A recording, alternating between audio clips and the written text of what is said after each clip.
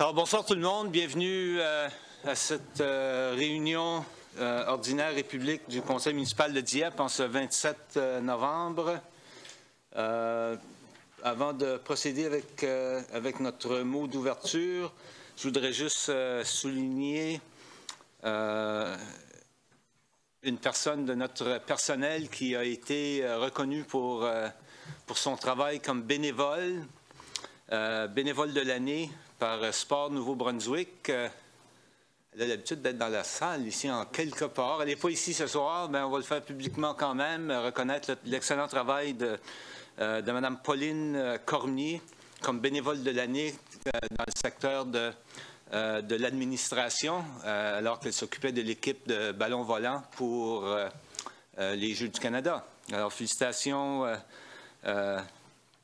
PIN, comme on dirait, nous autres, Pauline Cormier, pour son excellent travail et son implication avec l'équipe du volleyball du Nouveau-Brunswick lors des derniers Jeux du Canada. Pour le mot d'ouverture, chers collègues, ayons la sérénité d'accepter des choses que nous ne pouvons changer, le courage de changer des choses que l'on peut et la sagesse de connaître la différence. Alors, on appelle la réunion à l'ordre. Confirmation d'un quorum qu'on a. Est-ce qu'il y a des conflits d'intérêts qui ont été déclarés? Aucun. Personne qui est en conflit d'intérêts ce soir. Alors, on va procéder avec l'adoption de l'ordre du jour, proposé par le conseiller Cormier, appuyé par le conseiller Leblanc, sur la question. Ceux qui sont en faveur de l'adoption de l'ordre du jour, signifiez-le par un oui, de l'avis contraire par un non. Alors, l'ordre du jour est accepté tel que présenté. Nous allons maintenant procéder avec les présentations, requêtes et pétitions, en débutant avec les demandes de renseignements de la part des membres du Conseil pour le service régional de Kodiak de la GRC. Est-ce que vous avez des questions pour M. Luc ce soir? M. Cormier. Merci, M. le maire. Pas une question, mais un commentaire. Je voudrais juste dire à l'inspecteur Breton que samedi soir, j'étais témoin d'un accident et l'agent qui est venu sur les lieux était très professionnel, a été, selon moi, au-delà de ses devoirs pour accommoder puis rendre service. Ça fait juste transmettre ce message.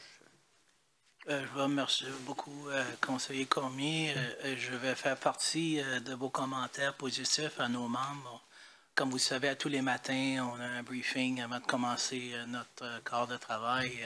Habituellement, je fais part des commentaires des conseillers maires de la région, du beau travail que nos membres font. Merci beaucoup.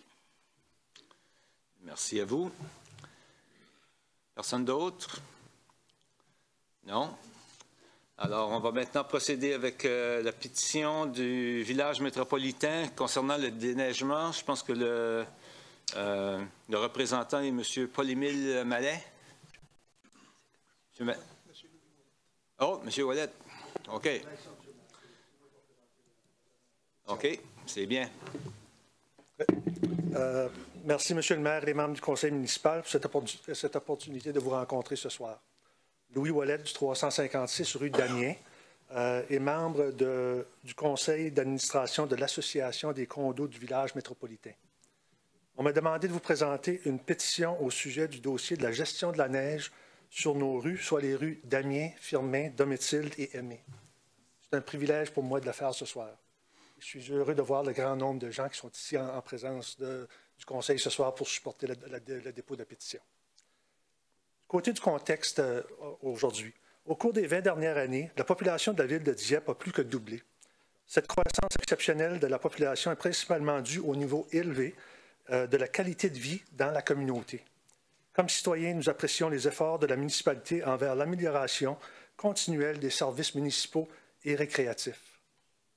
Pour la plupart d'entre nous, les citoyens du village métropolitain, on ignorait la présence de complications vis-à-vis le déneigement dans notre village lorsque nous avons acheté nos propriétés. La Ville a approuvé le développement du village métropolitain il y a 17 ans. C'est un quartier résidentiel, principalement composé de personnes aînées et de retraités vivant avec un revenu fixe. Beaucoup de nos résidents sont des personnes seules, avec un revenu unique. Faire un retour sur le travail du comité ad hoc, de le passé. En avril 2015, un comité ad hoc a recommandé que les résidents du développement village métropolitain achètent un terrain pour mettre la neige de nos rues et de nos cours. Le conseiller Thibodeau a proposé ceci lors de la réunion du conseil et ce fut adopté. M. Alain Roberge, le président de l'association de l'époque, a pris la parole lors de cette même réunion, disant que le rapport du comité ad hoc serait présenté aux membres de l'association en mai 2015 et que cette recommandation serait probablement rejetée. C'est ce qui est arrivé. Depuis ce temps-là, nous vivons toujours dans l'incertitude et la crainte quant au dossier de la gestion de la neige dans nos rues. L'administration municipale a été avisée du rejet par les résidents de la solution proposée par le comité ad hoc en décembre dernier. Et nous travaillons avec l'administration municipale depuis ce temps au sujet de ce dossier. Un autre point au sujet du comité ad hoc, lorsque M. Thibodeau a présenté la recommandation du comité ad hoc, il a mentionné que la situation de notre développement était unique. Monsieur le maire et les membres du conseil, il serait bon de comprendre comment une situation unique comme celle-ci peut se produire quand on a plein de règlements, d'arrêtés, de politiques, etc., pour justement empêcher qu'on ne se retrouve pas dans une situation de ce genre. Quant à la situation actuelle aujourd'hui, dans le passé, le promoteur du développement village métropolitain nous permettait l'utilisation sans frais d'un terrain pour entreposer la neige. Cet hiver, il insiste sur un frais de location pour l'utilisation de ce terrain. Ceci représente un frais additionnel qu'un citoyen typique sur le territoire de la ville de Dieppe n'a pas à payer. En plus, pour nos résidents à revenus modestes, ce frais additionnel imposé avec un minimum de préavis peut être très difficile à absorber. La considération accordée au déneigement était insuffisante lorsque la construction du village métropolitain a été approuvée. La densité des logements telle que permise laisse peu ou pas d'espace pour un résident à entreposer la neige, ce qui requiert un déplacement de la neige. Chaque résident contribue une somme significative pour le déneigement. L'ajout d'un coût additionnel à la veille de l'hiver est un point très inquiétant pour les résidents. Tel que mentionné précédemment, la densité des logements qui découle du plan d'aménagement approuvé a contribué directement au problème actuel. On ne cherche pas à continuer à explorer la source du problème. On cherche à obtenir un traitement équitable pour les résidents. Pour les citoyens du village métropolitain, cette situation représente une source de stress et d'anxiété considérable. Nous avons besoin d'une solution permanente à cette situation. Elle est maintenant d'une ampleur qui ne peut être gérée par des simples citoyens. Nous avons plus de 250 résidences sur 4 rues. Nous devons coordonner des appels d'offres pour déneiger nos cours et les rues. Nous n'avons pas les compétences, les expertises, ni les connaissances pour gérer ces travaux. Le dossier de la gestion de la neige dans nos rues n'est pas une simple question financière. C'est une question de sécurité publique. Une responsabilité que la Ville ne peut pas troquer. Nos rues sont des rues publiques. Nos propriétés ont des devantures sur des rues publiques. Il est temps. Il est temps de se rassembler et d'agir en partenaire et en allié. Il est temps de trouver une solution permanente à un problème permanent.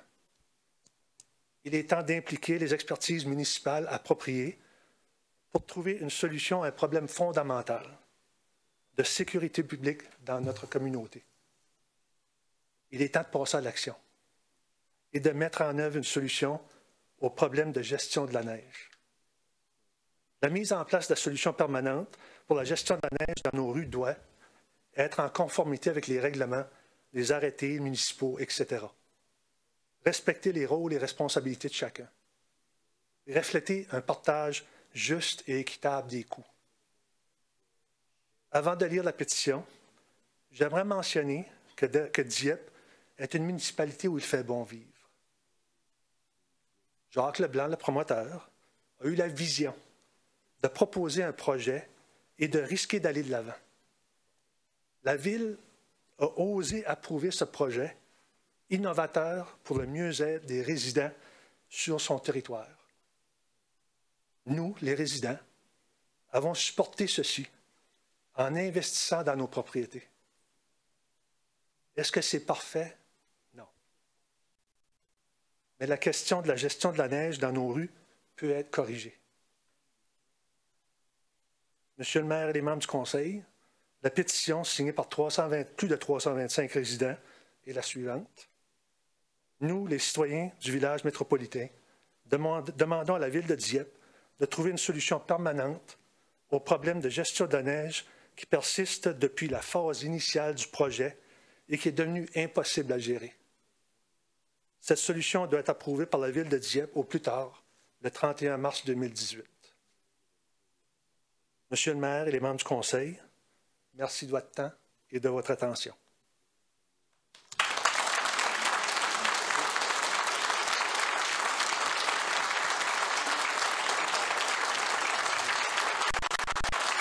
Okay, merci.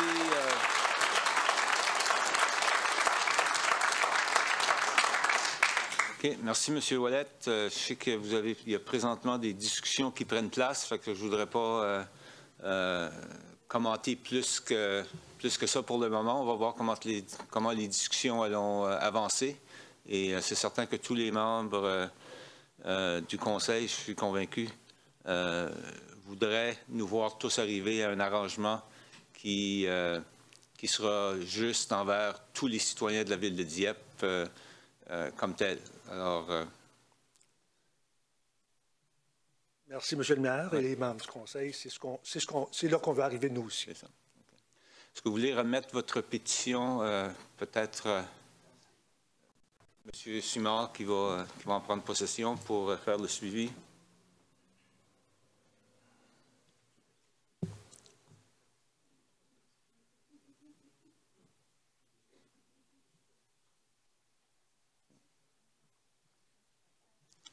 Merci.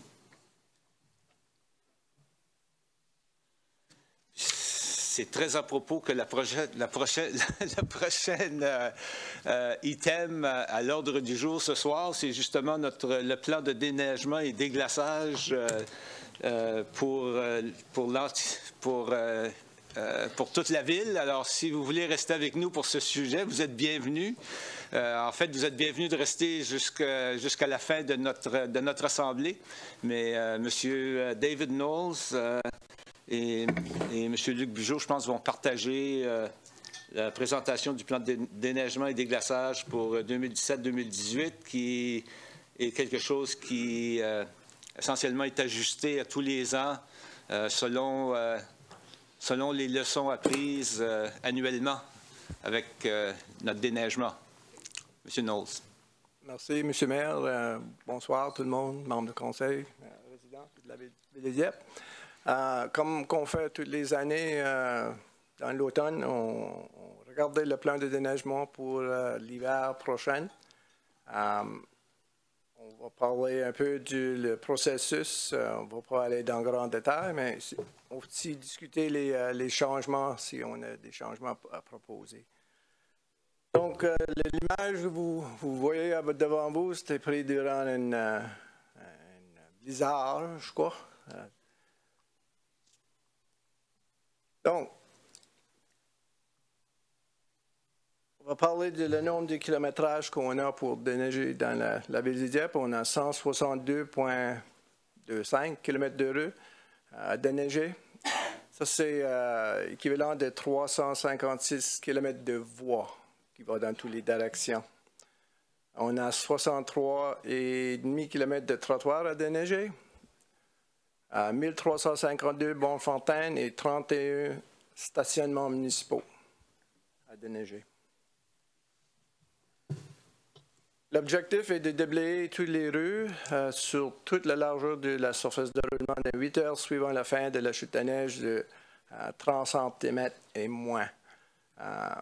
Pour les plus gros événements, on va compléter le déneigement le plus rapide que possible. Pour les stationnements, le plus gros est ici au place 04. L'objectif est d'effectuer le déneigement dans les 4 heures suivant la chute de neige de 30 cm et moins.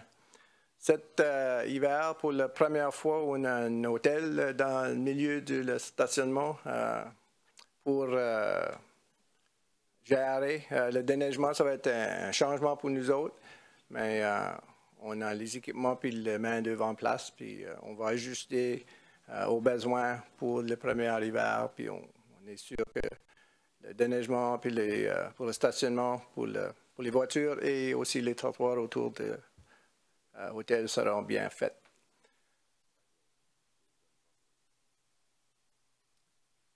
Ici, dans la place 1604 et aussi rue Champlain, on ramasse la neige après tous les événements. Il n'y a pas beaucoup de place à entreposer la neige, donc on laisse sur la bord de la rue et sur certaines sections de stationnement pour de 24 heures à 96 heures. On a jusqu'à 96 heures pour compléter tout le déneigement là, mais typiquement c'est fait dans 24-36 heures après. Tous les trottoirs, on déneige dans 24 heures. Ça, c'est les priorités 1, zone scolaire, centre-ville et haute rue. Puis les autres trottoirs qu'on appelait le pied 2, on va déneiger sur l'heure, pas de temps supplémentaire, juste sur les heures régulières. Typiquement, c'est fini dans 24 à 48 heures après. Dépôt à neige, on a 3 sites.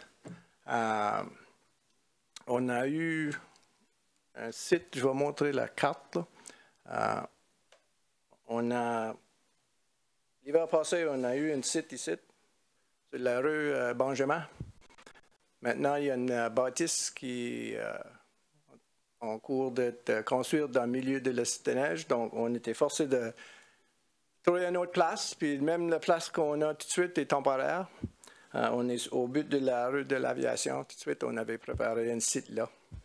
Donc, la transportation de la neige de centre-ville va prendre le même temps, mais ça va prendre plus de camions pour transporter la neige à distance là. On a 2 autres aussi. Un autre ici. Il y a un autre là. Le site ici est juste à côté de notre centre des opérations. On a utilisé le site là durant le jour puis le 4 à 12, pas durant la nuit. Même chose pour l'autre, juste en face de l'aéroport. Le site futur pour le dépôt à neige est là.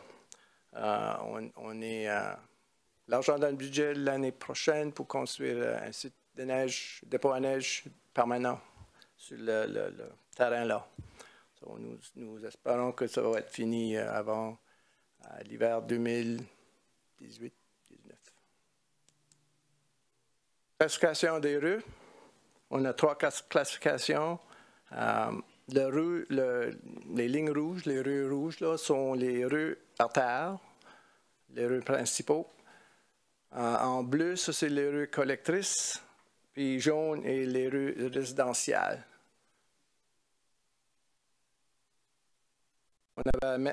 Nous avons maintenant 14 routes de déneigement. Chacune d'eux a une couleur spécifique, puis chacune a une pièce d'équipement assignée à ces routes-là.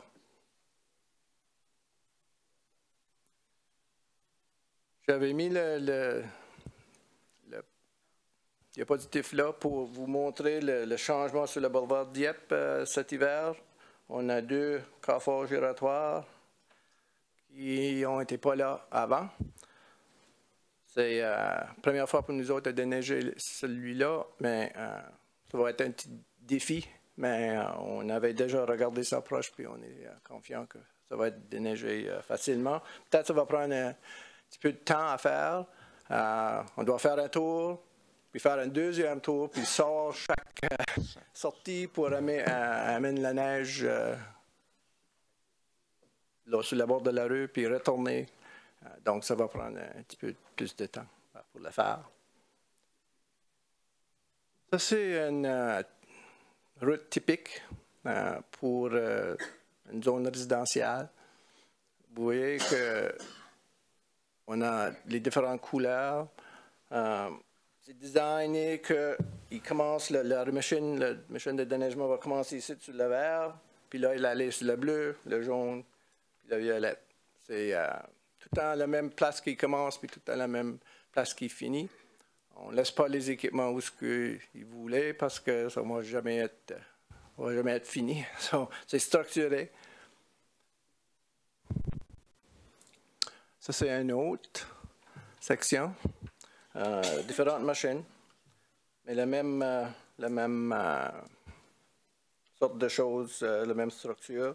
Tu vois que la section de Boulevard Dieppe est là maintenant, la nouvelle section.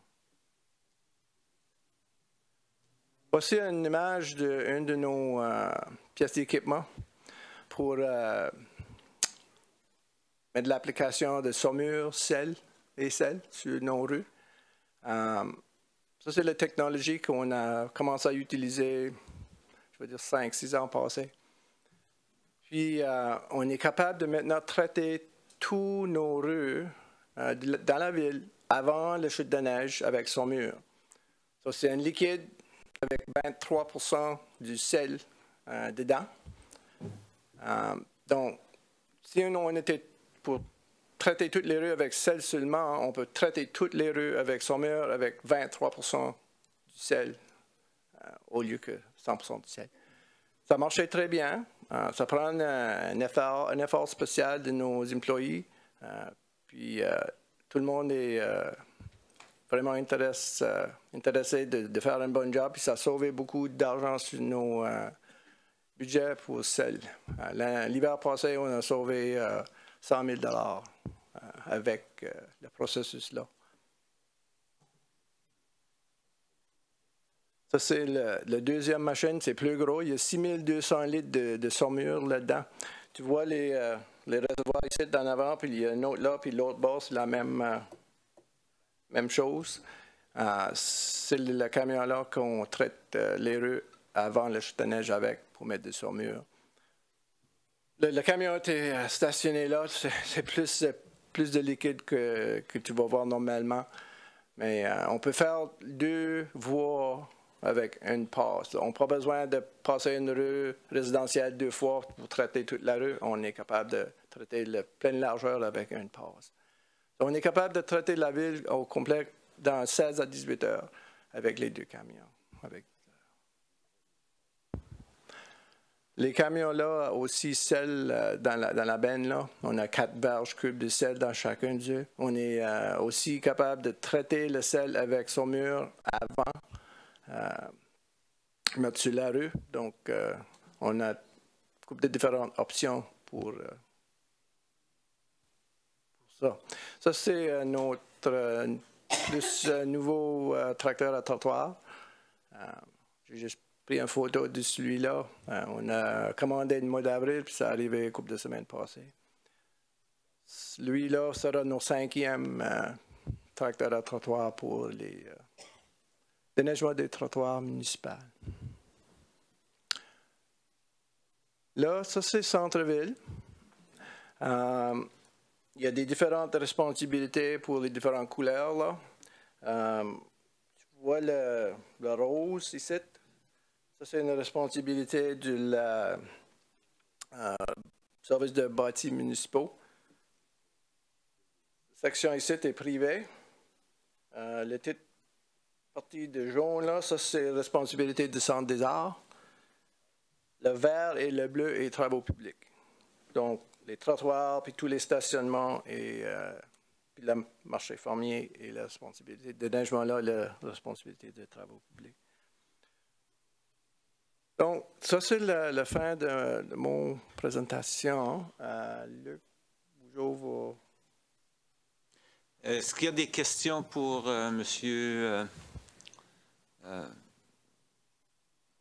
Dave Knowles? Monsieur Alain. Merci beaucoup, M. le maire. M. Knowles, le dépoignage futur, est-ce que lorsque le dépoignage futur va être en place en 2019 ou 2020, est-ce que les 3 autres dépoignages vont être encore utilisés? L'idée est de juste avoir une. L'objectif, c'est d'avoir une. Donc, les autres seront désuets, ils seront plus utilisés, puis on pourra tout fonctionner la ville de Dieppe avec seulement un. Exactement, oui. Puis ce sera ouverte aux contracteurs ou autres municipalités. Lorsqu'on fait l'évaluation des routes, les routes principales, est-ce que c'est la même manière ou est-ce qu'on utilise selon le nombre de véhicules qui passent ou c'est juste ou qu'on utilise d'autres facteurs ou d'autres éléments qui font par rapport à la décision? C'est le nombre de véhicules qui voyagent. Les P1, les artères, c'est Champlain, Acadie, Boulevard Dieppe. Puis les P2, les collectrices, c'est des rues qui amènent le trafic à les P1, puis les P3, ça, c'est toutes les rues résidentielles. Donc, les véhicules viennent de les P3, P2 à P1. D'accord. Merci beaucoup, M. le maire. Merci. D'autres questions de la part des membres du Conseil? Il semble que non. Alors, merci, M. Knowles. Maintenant, M. Bugeaud. Alors, bonsoir, Monsieur le maire, membres du Conseil, citoyennes et citoyens. Ça fait plaisir ce soir de vous présenter le déneigement des sentiers et des installations récréatives. Je reviendrai à la carte. Je vais faire une mise en contexte. La municipalité a 37,7 km de sentiers. Ceci, ça exclut les 6 km du parc Rotary Saint-Anselme. Alors, on parle ici de sentiers qui sont séparés d'une rue, qui ne sont pas des bandes cyclables, c'est vraiment des sentiers qui sont complètement séparés. Le plan de déneigement des sentiers pour l'hiver prochain prévoit 26,3 km de déneigement. Ça représente 11,4 km de sentiers qui ne seront pas déneigés. Alors, on déneige le même nombre de kilomètres que l'année dernière, en plus d'un 2,7 km qui s'ajoute cette année. Puis ça, c'est surtout au niveau de la nouvelle école. Je vais aller en détail. Alors, on fait comme les travaux publics. On a deux priorités, les P1 et les P2. Alors, nous avons, au niveau des P1, on prévoit de faire le déneigement dans 24 heures suivant la tempête. Ça, c'est les sentiers qui sont prioritaires au niveau de la sécurité pour les enfants qui se déplacent dans les écoles. On va revenir à la carte tantôt, mais ça se retrouve surtout à proximité des écoles et des endroits qui sont beaucoup utilisés et c'est important pour la sécurité publique. Alors, on va avoir en 2017-2018 10,1 km de P1. Les sentiers P2 seront déneigés durant les heures régulières de travail. Alors, ceci, ça veut dire qu'on ne va pas avoir de surtemps. On va les faire durant les heures régulières de travail. Puis, on dit que ça peut s'étendre jusqu'à 5 jours, mais c'est fait souvent beaucoup plus rapidement que 5 jours. Mais on se donne jusqu'à 5 jours. C'est ça qui est les attentes qu'on veut donner aux citoyens et citoyennes. Alors, sur la carte, c'est en jaune et ça représente 16,2 km de sentiers.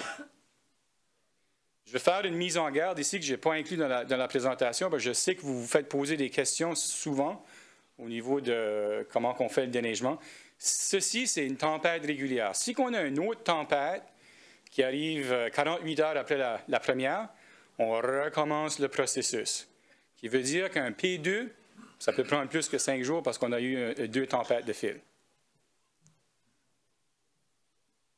Je vais revenir à la carte. Alors, comme vous pouvez voir sur la carte, je sais que c'est très petit, mais le vert, c'est les P2, les P1, excusez, et les jaunes, c'est les P2.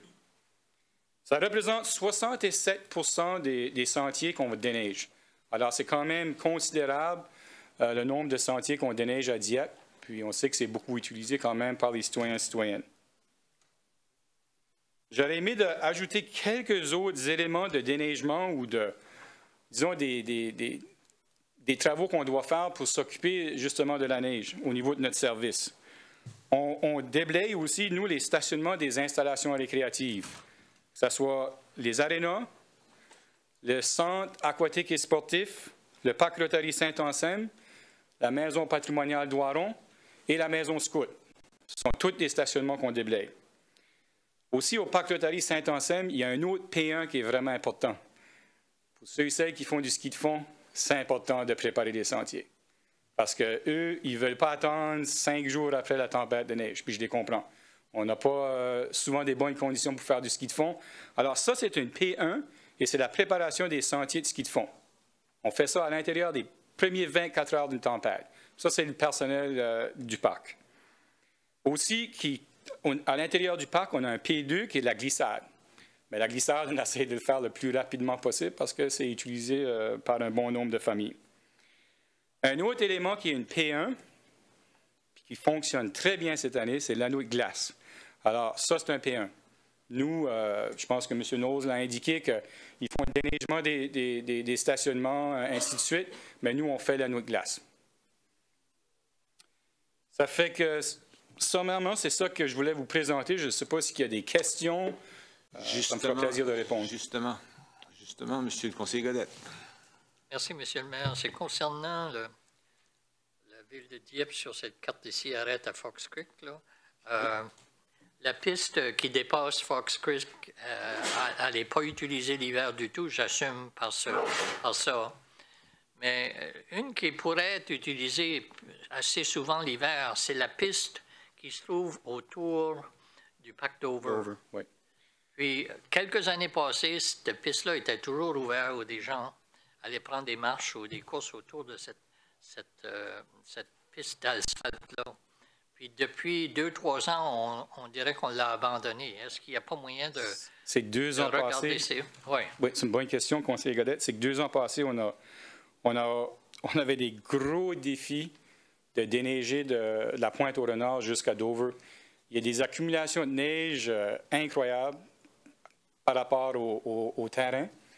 Fait que pour se rendre là, il faudrait vraiment prendre la route. Puis pour nous, c'est un endroit qui les ressources sont limitées. Ça fait qu'on a éliminé cette section-là. Je pense que je l'avais expliqué aussi au conseil à l'époque.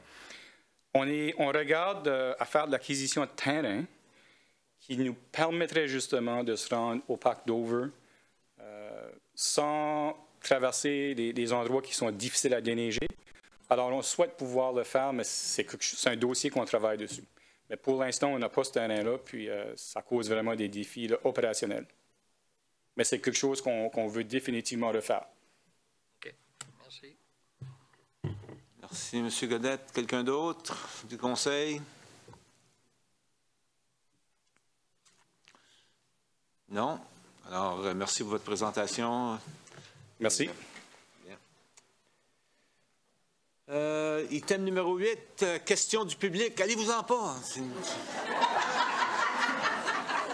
Vous nous abandonnez.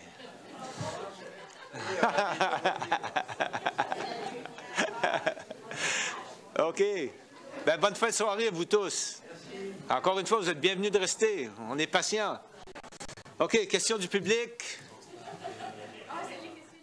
Monsieur Breton, vous avez quelque chose à ajouter? Oui, Monsieur le maire. Je voulais seulement, tantôt, je voulais prendre ma part de mon rôle comme policier ici, mais vous avez sauté. Excusez-moi, j'ai été trop vite, OK.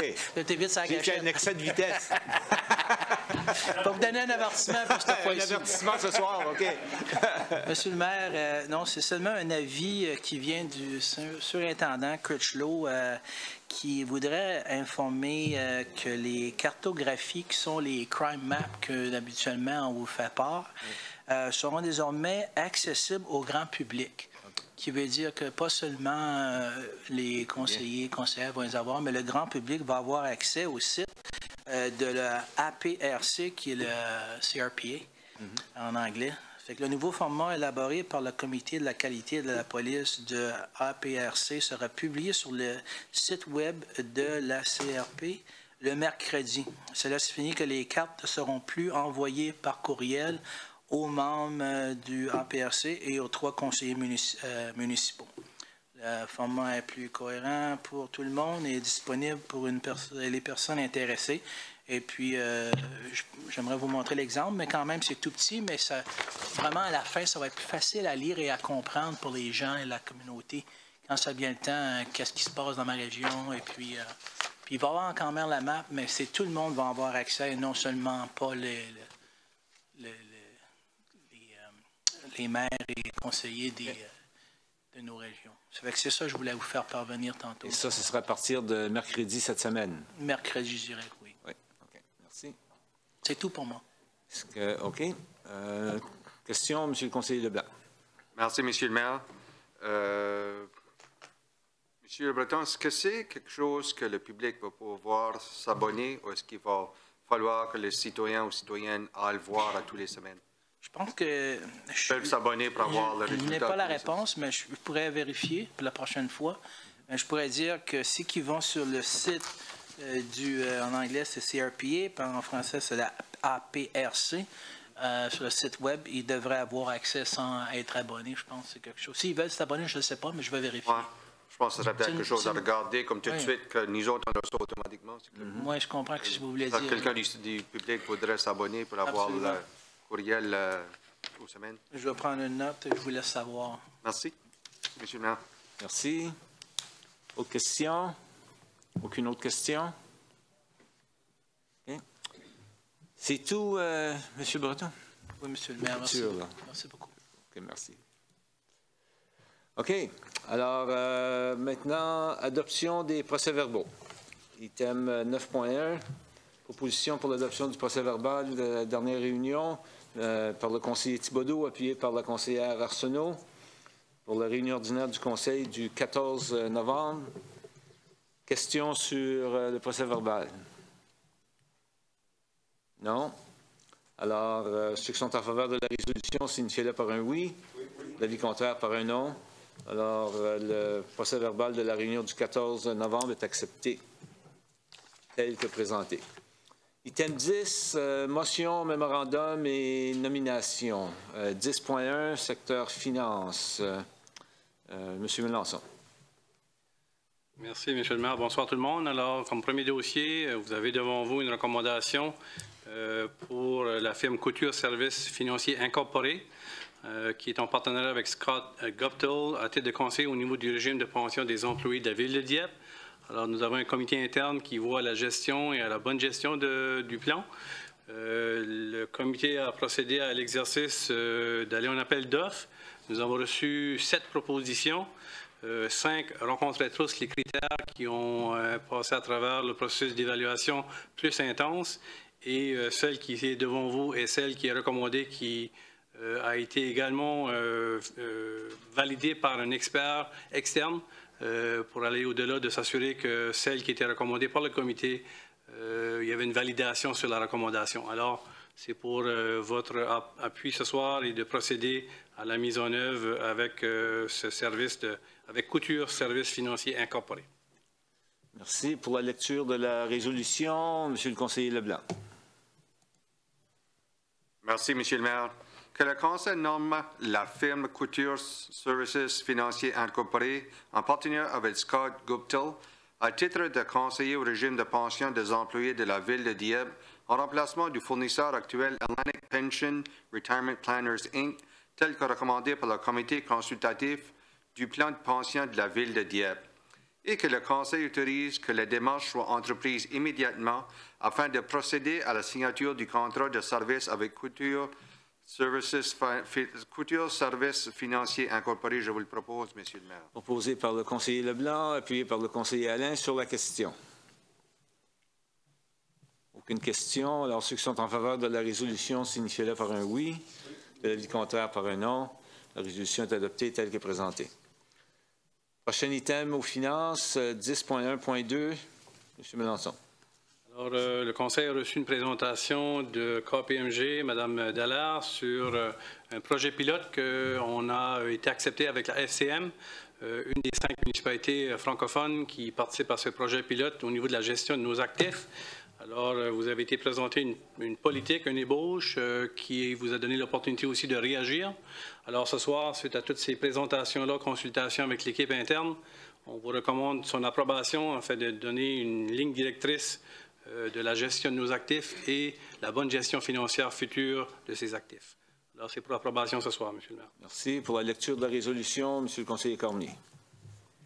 Merci, Monsieur le maire. Que le Conseil accepte la nouvelle politique FIN-01 intitulée « Politique de gestion des actifs » et je le propose. Alors, proposé par le conseiller Cormier, appuyé par le conseiller Arsenault sur la question. Aucune question? Alors, ceux qui sont en faveur de la résolution signifieraient par un oui. L'avis contraire par un non. La résolution est adoptée telle que présentée. C'est toujours intéressant de voir la Ville travailler avec la Fédération canadienne des municipalités, FCM, et de voir qu'on joue un rôle de leader, de meneur, encore une fois. Merci. 10.2, ingénierie. 10.2.1, M. Melançon. Alors, annuellement, nous soumettons nos projets prioritaires au niveau des routes provinciales désignées. Alors, notre plan de 5 ans. On sait qu'on a beaucoup investi sur nos routes désignées dans les dernières années.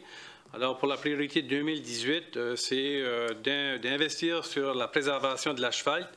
Alors, c'est un traitement de microsurfaçage sur la rue Champlain, qui est de la limite ouest de la ville jusqu'à l'avenue Acadie.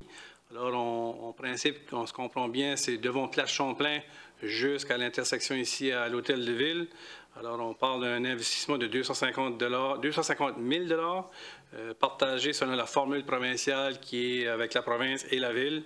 Alors, la Ville, ça serait une contribution de 112 000 qui est proposée. Et vous avez les priorités pour les 4 années suivantes, mais qui restent au Conseil à réviser annuellement, comme on le fait depuis plusieurs années. Alors, vous avez le document comme consultation, si vous voulez souhaiter regarder.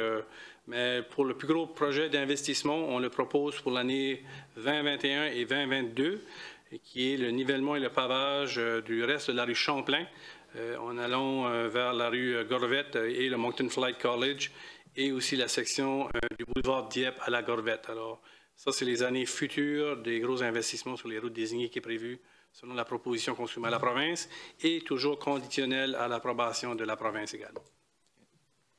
Merci. Pour la lecture de la résolution, M. Alain.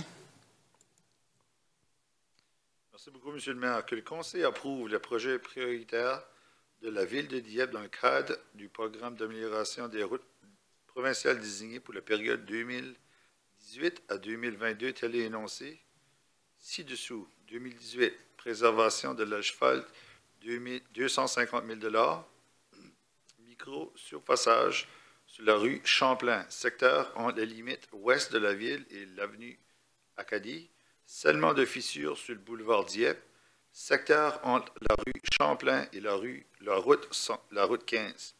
Source de financement, la Ville de Dieppe, 112 000 le ministère des Transports et de l'Infrastructure du Nouveau-Brunswick, 138 000 2019, la préservation de l'asphalte, 150 000 micro-surfaçage sur le boulevard Dieppe, secteur entre la rue Champlain et la route 15, scellement de fissures avenue Acadie et la rue Amiraux, secteur entre le ruisseau Babineau et le chemin Chartersville. Source de financement, la Ville de Dieppe, 67 200 ministère des Transports et de l'Infrastructure du Nouveau-Brunswick, 82 080. L'année 2020, préservation de l'asphalte, 175 000 scellement de fissures sur la rue Champlain, secteur entre l'avenue Acadie et promenade Midland, micro-surfaçage, avenue Acadie et la rue Amiraux, secteur entre la rue Alain-Gillette et le chemin Chartersville. Source de financement, Ville de Dieppe, 78 400 ministère des Transports et de l'Infrastructure Nouveau-Brunswick, 96 600 2021, le nivellement et pavage sur la rue Champlain, 1,5 million. Secteur entre la rue Gorvette et la propriété du Moncton Flight College, 1719 rue Champlain. Source de financement, Ville de Dieppe, 672 000 ministère du Transport et de l'Infrastructure Nouveau-Brunswick, 828 000 2022, nivellement et pavage rue Champlain, 1,5 million. Secteur entre le boulevard Dieppe et la rue Gorvette. Source de financement, la Ville de Dieppe, 672 000 le Le ministère des Transports et de l'Infrastructure Nouveau-Brunswick, 828 000 $. Je vous le propose, Monsieur le maire. Merci. Proposé par M. Alain, appuyé par le conseiller Thibodeau sur la question. Sur la question, M. Leblanc. Merci, Monsieur le maire. Une question que j'ai suite aux améliorations des routes désignées provinciales, c'est est-ce que tout de suite, la section entre l'église Saint-Anselme et les limites de la ville, est-ce qu'il y a du travail ou du ficellement de fissures à faire d'ici 2022? Parce que je ne le vois pas sur la liste du tout. Madame Spencer, bonsoir. Bonsoir, Monsieur le maire. Donc, merci pour la question, conseiller Leblanc. Tout de suite, on n'a pas de seulement de fissures de prévu. D'habitude, le seulement de fissures, le temps idéal pour le faire, c'est, disons, 3 à 10 ans après que la rue a été asphaltée. Donc, on est passé un petit peu cette date-là. Donc, on est rendu dans du réparer les nids de poules ou des réparations un petit peu plus grandes. Et ensuite, le remplacement de l'asphalte à venir à l'extérieur des 5 années. Là. On ne voit aucun travail de là avant 2022? Même après ça. Là. C'est une grande surface qui est très utilisée. Puis je voudrais juste pas voir que la route se détériorait, que ça va sembler l'autre section qu'on a faite entre Turtlesville puis... Ça a été fait quand même en 1999, 2002. Okay. Alors, on a dépassé un peu certaines étapes qu'on est. Ouais. Alors, ça va être plutôt des travaux, du patching majeur que ça va prendre dans cette section-là, plutôt, c'est ça? Tout de suite, on est au-delà de microsurfaçage ou le soudage fissure. Oui. Je peux me permettre d'ajouter, c'est que lorsque c'était le moment de faire du microsurfaçage, on a soumis la proposition à la province et d'autres projets ont pris la place. L'enveloppe qui était attitrée à Dieppe, comme toutes les autres villes au Nouveau-Brunswick, on a dépassé cette date-là. C'est beau, merci, M. le maire. Merci. Question, M. Thibodeau. Merci, M. le maire. Ma première question, c'est que je ne me rappelle pas à quel moment que les travaux pour l'aqueduc au-dessus de la route 15 vont être terminés.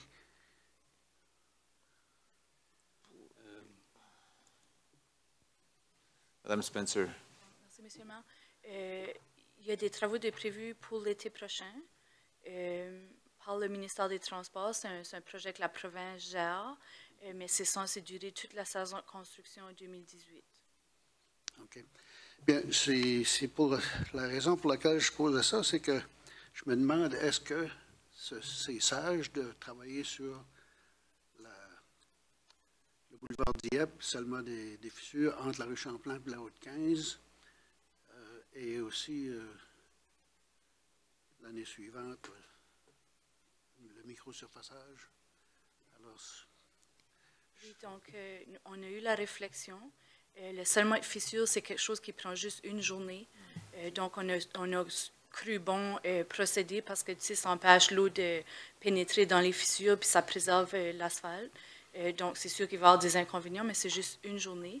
L'autre chose, c'est que le microsurfaçage sur la Champlain aussi, on avait fait la demande pour le faire en 2017, qui n'a pas été accepté par le ministère. C'est certain que ça ne va pas être le meilleur temps de le faire non plus en 2018, mais peut-être que dans le contrat, il faudrait exiger que ça soit fait, disons, une longue fin de semaine, afin de ne pas trop nuire à la circulation pendant que les gens se rendent au travail durant la semaine. Pour le boulevard Dieppe, le scellement des fissures, c'est pas une question juste de la durée des travaux, mais est-ce que ça vaut la peine de le faire avec toute la circulation qu'il va y avoir sur cette route-là à ce moment-là? OK. Selon nous autres, ça vaut quand même la peine de le faire. C'est très peu coûteux, puis le bénéfice est quand même là. Et l'année ensuite, ça serait de faire du microsurfaçage, puis ça serait suite aux travaux de la province. Donc, on pense que c'est quand même bon de procéder avec les travaux. D'accord, merci. Merci, Monsieur le conseiller Cormier. Merci, Monsieur le maire. Il n'y a rien pour attirer des questions comme l'asphalte. Oui. Hein? Moi c'est pas concernant l'asphalte comme tel, mais je trouve qu'on est très peu ramondeur. On demande 400 000, notre demande est de 400 000 sur 2 ans. Puis je me demande s'il y a une raison pourquoi on n'a pas demander un peu plus, ou si on demande, pourquoi qu'on demande pas un peu plus? Monsieur le maire, je peux me permettre de répondre ceci, c'est que si on regarde les derniers 4 ans, la Ville doit aussi contribuer une bonne partie. Alors maintenant, pour les prochains 2 ans, on doit continuer à investir sur nos routes municipales. Alors, la réflexion est qu'on a beaucoup investi sur les routes désignées, les intersections majeures. Je crois que les gens peuvent le reconnaître. Et dans les prochains 2 ans, comme on a procédé dans le processus budgétaire, on a maintenant des rues municipales à prendre garde qui nous appartiennent à 100%. Mais il y a encore des demandes qui sont venues. Et d'autres projets sont en partenariat possible avec la province. Il n'y a pas juste des routes. C'est bon. Ça répond à votre Merci. question. Oui. Merci. Il n'y a aucune autre question. Alors, pour la résolution, ceux qui sont en faveur de la résolution, signifiez-le par un oui. L'avis contraire par un non. Alors, la résolution 10.2.1 est adoptée telle que présentée. 10.3, nomination pour le comité consultatif en matière d'urbanisme. Pour la résolution, M. Thibodeau. Merci, M. le maire. Que le Conseil nomme Louis H. Leblanc sur le comité consultatif en matière d'urbanisme pour un autre mandat se terminant le 31 décembre 2020. Je le propose. Proposé par le conseiller Thibodeau, appuyé par le conseiller Godette sur la question. Aucune question. Ceux qui sont en faveur de la résolution, signifiez-le par un oui. L'avis contraire par un non. Alors, la nomination de M. Leblanc est acceptée. On apprécie ses services et son expertise autour de la table du CCU ou le comité consultatif en matière d'urbanisme. 10.4, planification et développement, participation financière. Monsieur Melançon. Alors, Monsieur le maire, ici, encore une fois, en partenariat avec la Fédération canadienne des municipalités et aussi l'Association francophone des municipalités du Nouveau-Brunswick, communément appelée l'AFMNB, on a un projet que la Ville adhère pour projet Sauvé, l'AFMNB, projet de démonstration. Ici, on recommande de faire l'acquisition de 2 voitures électriques et aussi l'installation de bornes de recharge rapide et pour un coût de 215 000 $ total. Et le programme partenariat que l'on a en place nous permet d'avoir un remboursement à 80 du coût total du projet. Alors, on vous recommande d'adhérer la résolution pour procéder et qui cadre également très bien avec notre projet de plan durable de la municipalité comme ville verte. Alors, c'est pour recommandation et qui confirme un autre partenariat avec la FCM. Bon, merci. Pour la lecture de la résolution, M. Godet. Merci, M. le maire. Que le Conseil adjuge le marché visant l'achat de 2 voitures électriques ainsi que l'achat de l'installation de bornes de réchange électrique à l'Association francophone des municipalités du Nouveau-Brunswick au coût maximal de 215 000 $ plus TVH, conditionnel au remboursement de 80 des coûts de la part de la Fédération canadienne des municipalités dans le cadre du projet Sauvé-SSE-AFMNB, volet projet démonstration, et autorise en plus que cette dépense soit prélevée sur le compte numéro 1-2-52-12-2836, budget de fonctionnement général, plan de développement durable. Que le Conseil autorise un transfert budgétaire d'une somme équivalente à 20 du coût total du dit projet du compte numéro 7-4-20-12-8910, Fonds de réserve de fonctionnement général, au compte numéro 1-2-52-12-2837, budget de fonctionnement général, 36, excuse-moi, budget de fonctionnement général, plan de développement durable. Je en fais la proposition. Alors, proposé par le conseiller Godette, appuyé par le conseiller Brideau sur la question. Question, M. Leblanc. Merci, M. le maire. Est-ce que j'ai cru bon de voir dans le mémorandum que c'est 2 bornes de recharge qu'on installe? Oui, c'est bien ça, oui. 2 bornes de haute vitesse. Est-ce qu'on a fait la décision de où est-ce qu'ils vont s'être installés? Vous savez? Monsieur Girard. Voilà. Merci pour la question, conseiller Leblanc. Ça reste à déterminer la localisation des 2 bornes. Il y a une borne en particulier qui c'est une borne de recharge niveau 3, donc c'est une borne de recharge rapide. Donc, celle-là, elle aura probablement plus d'intérêt, être bien positionnée à l'intérieur de la municipalité pour desservir peut-être un plus haut niveau là, d'utilisateurs. Comme vous le savez bien, on a déjà 3 bornes de recharge qui ne sont pas niveau 3, donc c'est juste des bornes de recharge normale. Avec le projet ici, on aurait une 4e borne de recharge ainsi qu'une de recharge rapide. Donc, pour répondre à la question, non, on n'a pas choisi la localisation encore. Parce que tout de suite, les bornes de recharge, il n'y a aucune initiative dans la région, quoi que ce soit pour les entreprises privées, tout de suite, pour encourager les bornes de recharge. Tu veux dire? À ma connaissance, il n'y en a pas. NB Power aurait des programmes qu'il a offerts dans le passé. Je sais que, par exemple, Cadillac Fairview ont fait l'achat et l'installation de 3 bornes de recharge à la place Champlain. Il y en a une qui est une borne de recharge niveau 3. Donc, à ce point-ci, je ne suis pas vraiment au courant là, de programme pour les parties privées. Je pense que c'est ça qui va être la clé du succès. Les voitures électriques vont être directement basées sur les bornes de recharge. Si on prend l'exemple d'autres provinces, spécifiquement au Québec, ils ont installé des bornes de rechange près des arrêts sur les grandes routes, près des arrêts où les gens ont tendance, qui sont déjà des arrêts provinciaux, où il y a des fois des restaurants, alors les gens peuvent juste arrêter et recharger directement là. Alors c'est certain que éventuellement, je pense que vous avez absolument raison, là.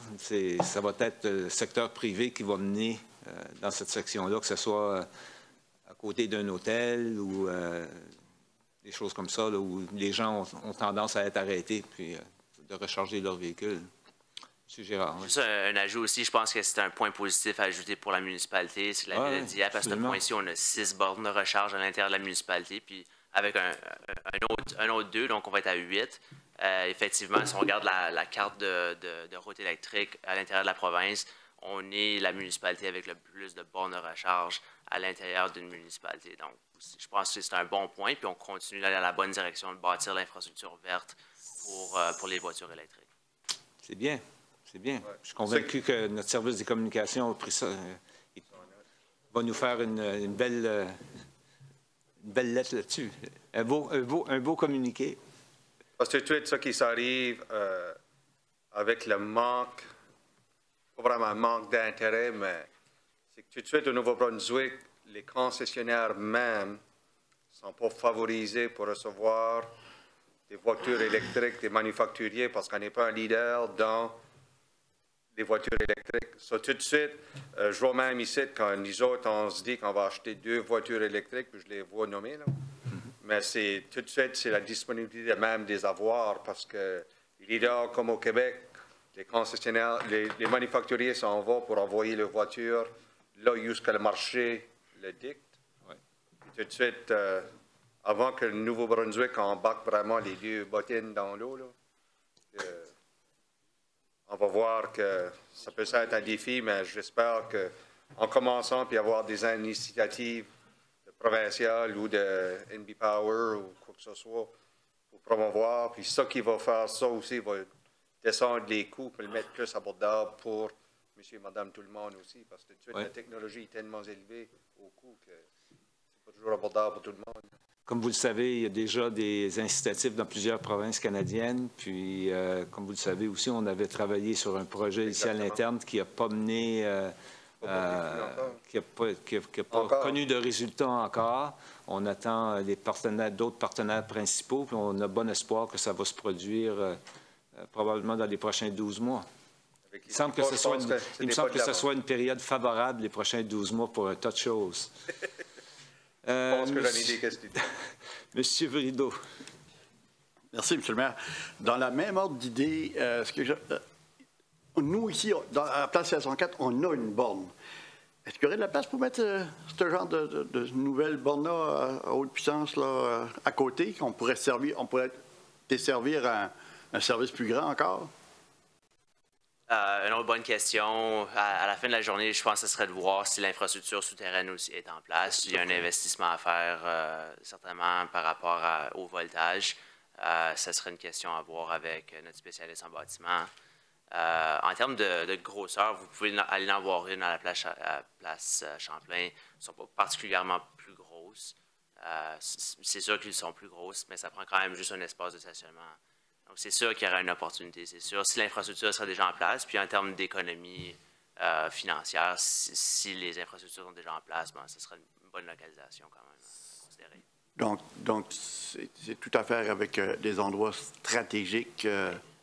L'utilisateur va être un peu différent parce que c'est une borne de recharge rapide, donc les gens vont pouvoir aller là, 5 minutes, ils vont pouvoir se recharger, puis après ça partir, tandis que si tu vas au centre aquatique, tu es là 1 heure, tu peux stationner ta voiture, tu peux la laisser charger pour 1 heure, après ça, tu vas avoir un chargement beaucoup moins rapide au centre aquatique, comme si tu l'aurais avec une borne de recharge rapide. Parfait, merci. Merci, M. Brideau. M. Godette. Merci, M. le maire. En regardant les éléments de ce projet-là, il y a un engagement d'implanter un système d'autopartage. Qu'est-ce qui va être le positionnement de la Ville là-dessus? Est-ce qu'on a une période de temps qu'on s'engage par rapport à ça? Parce que ça dit éventuellement, mais comment loin qu'on va avec cet engagement-là? Je pense dans l'optique du projet tel quel de la FCM, c'est un concept qu'il fallait quand même introduire par rapport à participer au projet. On en a discuté à l'interne. On a identifié certains partenaires qui pourraient avoir accès à la voiture, mais la voiture demeure à la municipalité. La plage horaire est dirigée par la municipalité. Et puis, on identifierait quelques partenaires stratégiques à l'intérieur de la municipalité pour avoir accès à ces voitures-là. Donc, à quel point ou à quelle période de temps que vous allez revenir au Conseil avec une proposition sur l'autopartage? Parce que c'est significatif comme engagement. Puis, j'ai l'impression que ça va prendre assez de discussion pour de voir de quelle façon qu'on contrôle ça. C'est ça. Donc, le projet vient avec un logiciel pour l'autopartage. Donc, on a une plage horaire. Ça, c'est géré par les employés de la municipalité. Donc, on peut bloquer tous les heures qu'on veut, puis on peut laisser une période de temps pour nos partenaires pour accéder à la voiture. Est-ce qu'on parle de 2018, 2019, 2020? Oui, aussitôt qu'on a une voiture puis qu'on commence à en parler plus en détail, je pense qu'en 2018, il y aurait une possibilité, et même peut-être 2019. D'accord, merci. Merci. D'autres questions?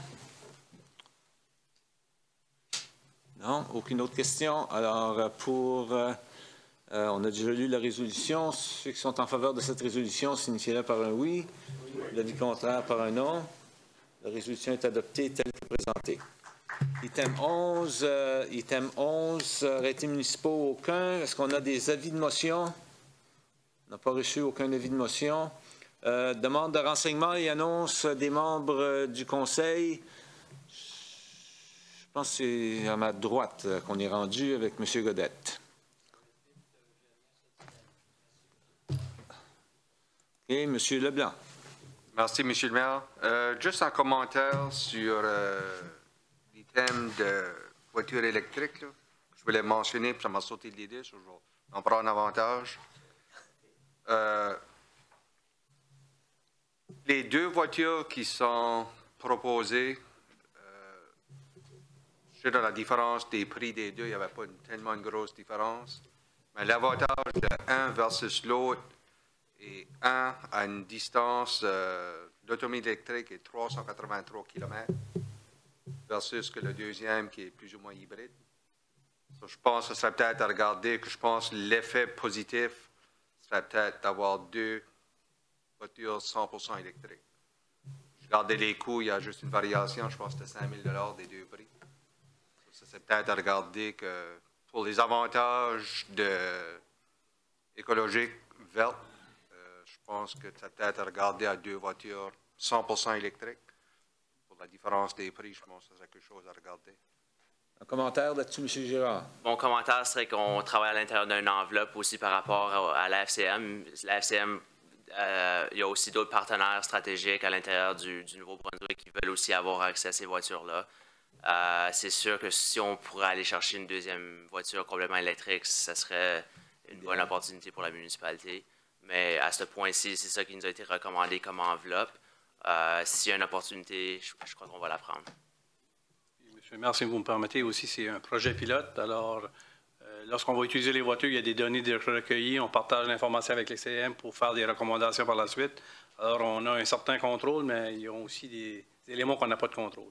Je m'excuse, la différence des 2 et 11 000 Ouais. Je pensais que c'était moins que ça, là, mais je sais que les avantages, je ne sais pas s'il y a une manière qu'on peut contribuer, une contribution supplémentaire au projet. C'est un projet pilote, puis ça cadre dans certains paramètres, à l'intérieur de certains paramètres, mais je suis convaincu, connaissant l'engouement, pour utiliser cette expression, l'engouement de nos spécialistes dans le domaine, qui est M. Girard et M. Frenette. Je sais qu'il y a un grand engouement envers totalement électrique. S'il y a des possibilités, je suis convaincu qu'ils allons aller les chercher. Je pense qu'avec les bornes de recharge, on peut probablement facilement sauver quelques dollars qu'on pourrait quand même... 11 000 $, ça fait longtemps qu'il sera payé. Ouais. C'est facilement, oui. Ouais. Merci. Merci. C'est tout? C'est tout, merci. Merci, M. le conseiller Cormier. Merci, M. le maire. 3 choses. J'aimerais remercier et féliciter le maire pour avoir organisé ou participé à l'organisation du déjeuner du maire vendredi matin. Puis aussi, je désire féliciter pour la réponse concernant l'immigration, qui, selon moi, a touché une corde sensible. J'aimerais inviter les citoyens et citoyennes le 7 décembre à l'Hôtel de Ville pour la rencontre, si je ne fais erreur, avec le conseil et le public. Et si je ne fais erreur aussi, le 1er décembre, les vendredis de patinage vont commencer avec musique, ou est-ce que je me trompe là-dessus? Puis, vendredi cette semaine, c'est ça? Cette semaine, avec guimauve, etc. Alors, la population est invitée de faire usage de l'anneau et des autres facilités. Merci. 13 semaines. Merci. Monsieur le conseiller Brideau. Merci, Monsieur le maire. Faire suite un peu aux commentaires à mon collègue, M. Cormier. Je voudrais féliciter toute l'organisation de la Fondation Georges Dumont pour leur événement de vendredi dernier, le Radioton, auquel on a recueilli 1 620 000 $. Alors, une organisation du genre, ça demande beaucoup de bénévoles, ça demande beaucoup de temps, de planification, puis je tiens à les féliciter parce que ça a été une superbe de belle journée. Et justement, avec le déjeuner, le début du Radioton a été fait par notre maire cette année sur une bonne note de gaieté un peu le matin, ce qui a aidé la journée. Alors, c'est ça, moi, c'était et de remercier aussi également les gens qui ont participé à ce Radioton-là parce que c'est un événement annuel maintenant que les gens ont hâte de participer et de voir ce qui se passe et avec tous les témoignages qui sont faits sur place. Alors, félicitations à tout le monde. Chapeau. Merci, M. le conseiller Brideau. M. le conseiller Thibodeau. Merci, M. le maire. Je n'ai absolument rien à ajouter ce soir. Merci. Merci, Mme Arsenault. Merci, M. le maire. Seulement une chose, je tiens à féliciter ceux qui ont fait le float de la parade de Noël pour le float de Dieppe. Il était super beau. J'en étais bien fière pour le 150e anniversaire du Canada. Un gros merci. C'est tout. Monsieur Alain. Merci beaucoup, Monsieur le maire. Je voulais réitérer les propos de ma collègue, Mme Arsenault. Je siège sur le comité du défilé du Père Noël. C'était le 51e anniversaire le défilé cette année. Il y avait au-delà de 100 000 personnes. Il faisait 12 Celsius. Donc, c'était un défilé achalandé. Il y avait 100 chars allégoriques et je peux vous dire avec fierté que Dieppe avait été bien représenté. Et je peux remercier tout le monde qui a participé, surtout les employés qui ont mis leur temps. C'est du bénévolat. On n'aurait pas pu faire ceci sans Martin Leblanc, Mme Jaillet. C'est ça, donc c'est tous des gens qui ont travaillé fort. Donc, merci beaucoup. Aussi, M. le maire, c'était une semaine chargée la semaine passée. On a fait beaucoup d'événements. Il y a un événement qui était le 3+, le déjeuner sur l'avenir prospère sur le développement économique. Et Dieppe est certainement un partenaire. Puis là, lorsque je vois toutes les sessions budgétaires qu'on a passées à travers la semaine passée, il y a beaucoup d'organismes qui sont venus nous voir pour de l'argent. Et je me demande, M. le DG, y a-t-il une étude qui a été faite déjà des actifs par rapport à des municipalités? On a beaucoup d'initiatives tripartites qui se font. Le maire était là au déjeuner du développement économique la semaine passée. On vient juste de signer avec 3+, un Service Agreement, un NSLA. Au niveau des villes, je regarde de la ville des actifs qui sont situés dans certaines régions, puis je ne vais pas ouvrir un Pandora's Box, mais je veux juste quand même signifier que la manière que non seulement Dieppe est partenaire, puis Dieppe est partenaire lorsqu'on trouve, on donne l'argent à le Théâtre Capitole, le Kodiak Transpo, on est tous partenaires, mais quand même, les sièges sociaux se situent dans la ville de Dieppe. Les déchets solides, à Riverview, on a 35 quoi. Ici, on a le 911, les centres. Mais j'aimerais savoir s'il y a déjà une étude sur les actifs pour dire dans quelle municipalité ils résident, puis leurs effets. Il y a un effet. Puis Dieppe est un partenaire. Puis je veux certainement que la population sache qu'on investit dans nos communautés voisines aussi. Je crois que la danse, oui, on a beaucoup d'infrastructures à Dieppe, mais c'est à cause qu'on est une ville grandissante, puis on met les acquis, on fait sûr de bien le financer, puis on travaille pour ça. Mais on est en partenaire aussi avec les 3 autres municipalités. Donc, M. le maire, je vous continue, s'il vous plaît, à être le leader des 3 communautés, puis dire le message qu'on est ouvert pour faire affaire, mais certainement aussi qu'on est partenaire, puis on travaille avec les 2 autres municipalités. Donc, j'espère, à un moment donné, c'est juste que lorsque je parlais à ma collègue la semaine passée, il y a tous les individus ici qui sont venus nous demander pour de l'argent. Hein. Il n'y a pas un d'eux qui réside où la société n'existe même pas dans notre communauté. Mais on est là pour la communauté aussi, pour les 3 communautés, puis on travaille pour. Donc, c'est juste ça que je voulais dire, M. le maire. Merci bien. Il vous reste encore 15 secondes. C'est bien. Alors, juste, ouais, je pense que c'est une bonne idée. Il n'y a aucun doute. Puis, tout récemment, il y a une organisation une organisation régionale qui avait une opportunité de venir s'installer chez nous à Dieppe. Puis, je dois dire que j'étais très déçu par le fait qu'ils ont choisi de rester où ils sont présentement. C'était sans doute pour des raisons... tu es toujours plus confortable lorsque tu es où est-ce que tu as toujours été, là, si on peut utiliser cette expression-là.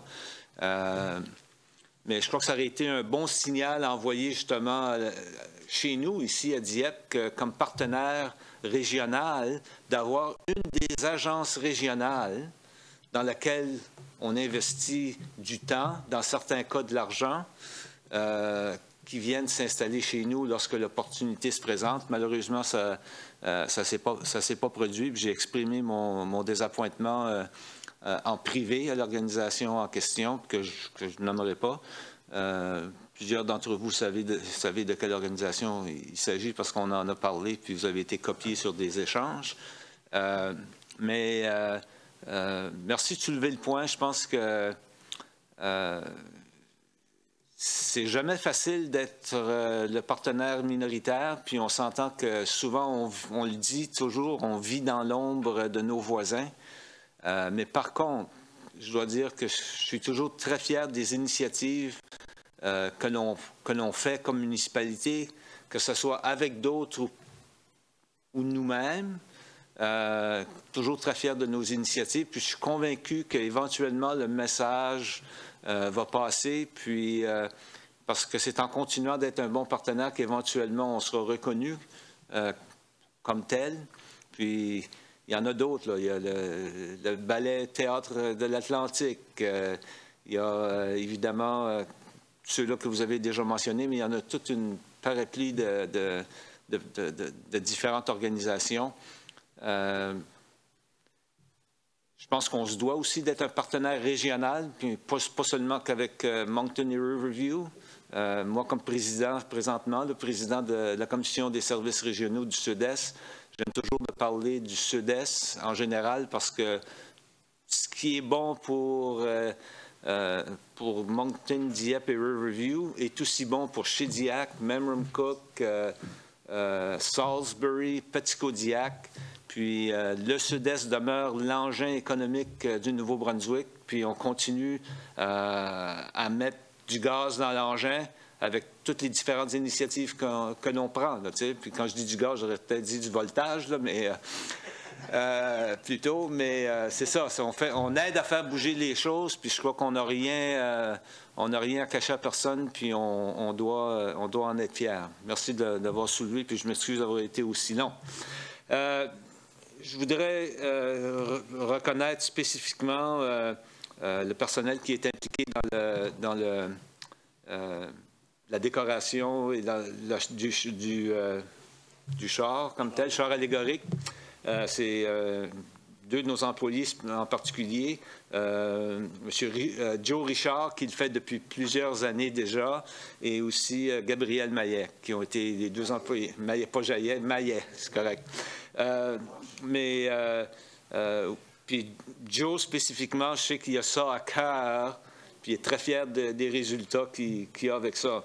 Je voudrais aussi souligner, merci d'avoir mentionné le déjeuner de l'Arbre de l'Espoir vendredi dernier. Moi, je voudrais reconnaître en particulier les deux enseignants du cours de vente, Mme Josée Turgeon et M. Serge Duguay. Je ne peux pas voir comment je peux oublier son nom, c'est mon voisin.